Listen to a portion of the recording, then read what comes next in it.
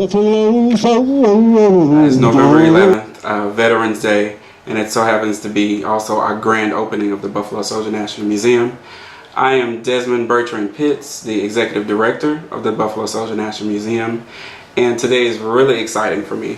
I feel blessed, honored, most definitely proud of this moment, proud of the museum, proud of how far we've come, proud of all the men and women who fought for this country, and definitely proud of Captain Matthews for having a dream and simply making that into reality.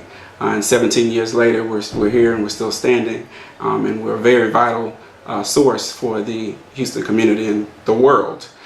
Today we get visitors from France, Russia, Germany, all over the world who can appreciate the things that the Buffalo Soldiers have done in defense of America, and not only the Buffalo Soldiers, but men and women who fought in various wars in various countries across the world.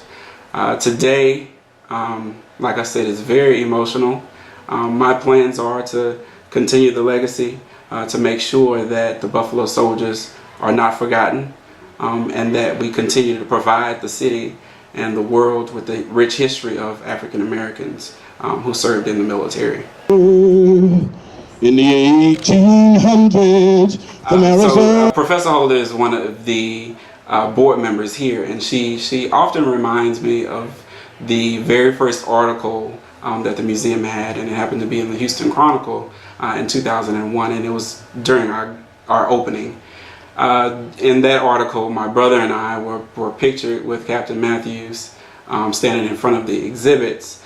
And Captain Matthews is my grandfather, by the way. So in that moment, looking up to now, I had no idea that I would be sitting in this position 17 years later. I'm definitely proud of the legacy and proud of the moment that I was named executive director of this museum. But that moment to now, I would have never thought that I would be sitting in this position. Always taken an interest. We've been volunteering for years. Like from that moment in 2001 to now, we've always been a part of the museum in some type of way. But definitely not to this degree. Didn't think that would happen. And New Mexico. Make sure that you know your history. Make sure that even if you're not interested in the Army, or you're not interested in the military, you're not interested in different versions of history. If you don't know where you come from, then you have no idea where you're going. And I think for me, that was very important for me to know, and not only know, but be a part of it. As you said, I'm now a part of history, but I think being involved in the museum gave me a deeper understanding of what that really means. And now working here and being here every day, I get to be a part of that. And I get to talk with the troopers, we call them troopers, the veterans, on a day-to-day basis. And to hearing the war stories and hearing the things that they went through, and you know, the adversities that they went through, that to me is more, find your place in the world. And once you find that place, make sure that you give it all you got. Put 100%, 200% effort into it.